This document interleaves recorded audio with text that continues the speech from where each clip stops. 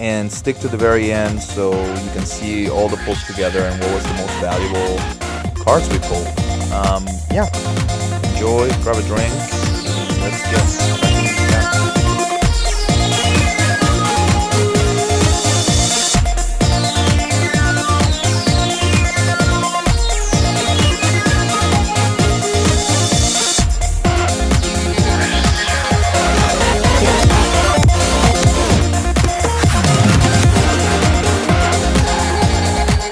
What's up YouTube, it's Isha here, and it's a special weekend because we're doing pre-release at home, and we're not only doing one, my wife is also going to be doing hers, and she wanted me to film it as well, so you get to see both pre-release packs and both boxes open, all 6 packs, and I'll also show you afterwards the deck we built, and stick to the very end so you can see all the pulls together and what was the most valuable cards we pulled.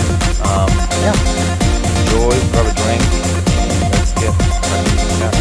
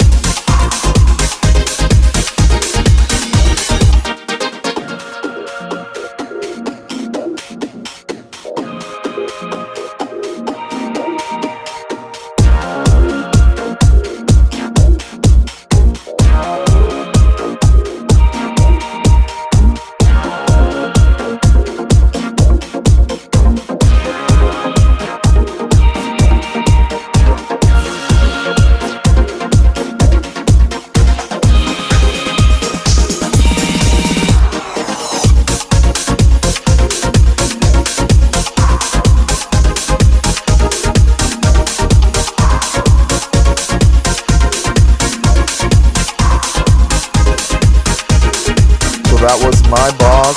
Let's go ahead and open the wife's box and see what she got.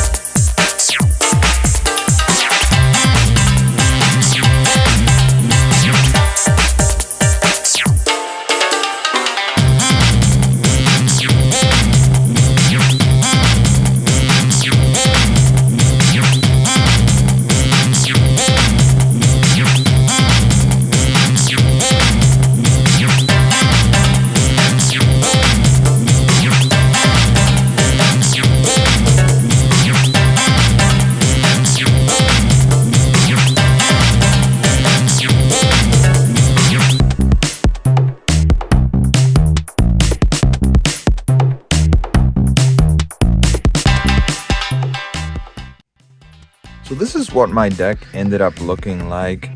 Really nice green-red curve with Kellen as the only one-drop body. Really powerful. If left unchecked, this card just provides value pretty quickly, and so if your opponents don't eliminate it, destroy it, it becomes a card draw engine, and a 3/2 double striker hits pretty hard. On the 2-drop side of things, a couple of the prowess guys, these came in clutch. These are really hard to block, and they almost always count as removal, just because you can pop them, when they grow with prowess and destroy something else if blocks are not going your way or something else happens. So really good pair of cards. And then a couple more other 2-drops just to kind of fill the slots. Nothing too crazy. This 2-drop could really be more of a 5-drop if it's later in the game. And then this other one can get menace with some of our other more powerful creatures in the deck to get in more damage. On the 3-drop slot, we have Loot. So this is a really good ramp card if you're trying to get to your 5, 6, 7 drops. And later in the game, you can just dump your mana into it and try to get some card advantage and get some bodies out of the top of your library. Other than that, another kind of prowess style card to kind of grow as you cast instants and sorceries, or non-creatures in this case. And then Ambush Wolf, pretty much a trick body is what I call it, right? Because you can play it. If you're not holding removal, you can be holding this and just kind of make your opponents do a bad attack, if you will.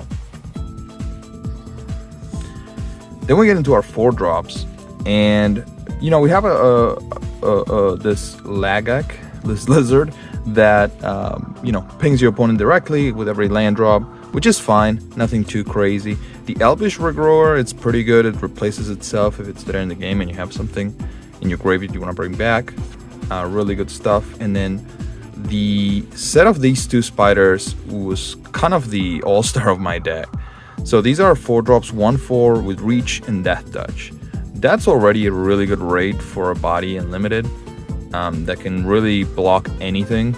But with the other plus of being able to add counters to any other creature, this just is really hard for your opponents to deal with. Additionally, it does combine well with this colony, this beast, because it provides trample to every creature that you put a counter on. So those were really, really good in my deck as games went on in the mid-range. In the 5-drop slots, we have a Raider here that, it's a decent body, and it deals 2 damage to any target, so it can kill kind of one of the smaller 2-drops. But really the bomb of the deck is the Twin Flame Tyrant. Doubling all the damage is really powerful on a 3/5 flyer body. So not much more to say, just if this comes down and you're able to attack afterwards, you're probably winning the game. And I did get to cast Galta one time, and it won the game, so it was worth it. But yeah, I had to play the 12/12 Trampler. I know it's easy to just destroy with anything, just like the dragon, but at some point, right, your opponents have to run out of removal, and that was the case in one of my games. So those are the creatures, but I do want to show kind of the suite of non-creatures that I'm playing, because it kind of goes to show you how this deck deals with creatures or threats, etc. So on the removal side of things, these Fiery Annihilation cards, really solid. Destroying any creature, 5 damage is pretty much enough to destroy almost everything in this format. And it's also an instant, with the added bonus that you can maybe get rid of an equipment in the same time, but just the 5 damage at instant speed is really powerful. And I managed to get 2 somehow, so those were used almost every game I played. But I also got a couple of damage or creature-based removal, if you will, so Bite Down as well as Bushwhack, right? Again, you can't go wrong with these, especially in green, red. where you're expected to play bodies, big bodies, and also Broken Wings to deal with anything else, maybe a flyer. Not really much flyers that I had issues with, especially with those spiders, but artifacts and enchantments can also be annoying, so that was kind of a toolbox card in there. Additionally, there was also a Burst Lightning that helped me deal with threats earlier on, and a couple of combat tricks, right? Giant Growth, classic, Sure Strike, very, very good in this deck as well, with First Strike. So these, won games as well, or made combat much more easier for this deck. And last but not least, Goblin Surprise. I really like this card. If it's bodies when you need bodies, you can do it at instant speed and potentially block some 3/1s or bigger creatures. But also, if you have 3 or 4 creatures, this can win the game, right? Pump everything 2-0 and just go for the swing. So that was the deck, outside of lands, of course. So yeah. Now my wife's deck was very different in its curve, and you can probably tell already by looking at the creature curve here. On the 1-drop slot, she got a Llanowar Elves, this Mild-Mannered Librarian, which kind of grows and it replaces itself, so it's pretty decent for limited. But the all-stars in her deck were these Healer's Hawks, just coming in early and having so much evasion and providing lifelink was very, very useful in her strategy. On the 2-drop slot, you'll start seeing a theme here, but there were a couple of +1/+1 counter beasts that provide trample to any creature that have that, and also again a lifelinker creature that, if kicked, can bring back another body from the graveyard, and also this nice little kitty that replaces itself. So there were 2 themes with this deck, right? One is lifelink, you're starting to see that, but also +1/+1 counters, and you'll see here more in a second. So whenever a creature you control comes in, you're able to gain a life with this. Angel, very, very powerful, and Cat Collector gives you a cat whenever you gain life for the first time each turn, giving you also food. So with the lifelinkers, the little 1/1s lifelinkers, and these, starting to see some of the payoffs for gaining life with this cat maker here, Cat Collector. On the 4-drop slot, this Angel again, whenever you gain life, you're surveilling, providing you card selection. Again, just banking on those little Healer Hawks at the beginning of the game to continue to provide value with some of these other cards. The guide here is a 4/4 Vigilance that cares about +1/+1 counters, and it puts those on a creature when you're swinging in Celestia, which is not a hard thing to do.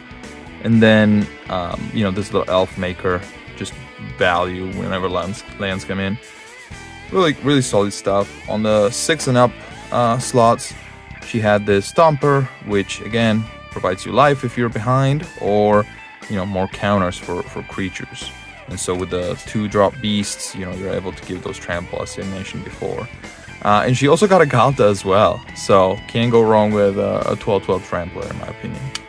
So those were the bodies, but let's look at some of the non-creatures that she was playing. So you'll see here it's a nice little variety of cards, and we'll start with the equipments. She got the Swiftwood Boots, which were really annoying, but really good. I felt like I was playing Commander a little bit.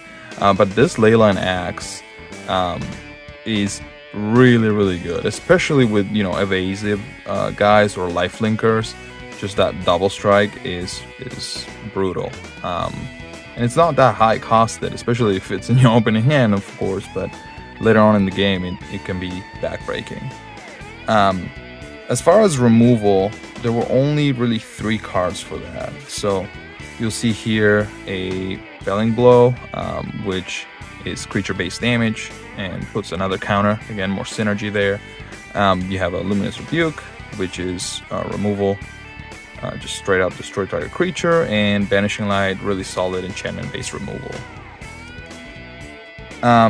There was also this Divine Resilience to provide protection for some of your more important bodies. Didn't see this one played, but interesting that she put it in her deck. And then some of the rares, kind of here at the end. Authority of the Consuls, very good card, very annoying. And another provider of life, whenever your opponents play creatures. So this card is really good, especially if it's your first play of the game. Genesis Wave, just kind of a late game payout or payoff. A win condition. If you're able to dump a bunch of mana into it, you're able to get a lot of permanents out of the top of your library and hopefully provide enough advantage to close out the game. And she got a full one, which is nice. And last but not least, a Johnny Color of the Pride. Again, cares about +1/+1 counters, but just a Johnny on his own is always good. That flying and double strike is also really brutal. But yeah, that was her deck. Really solid stuff.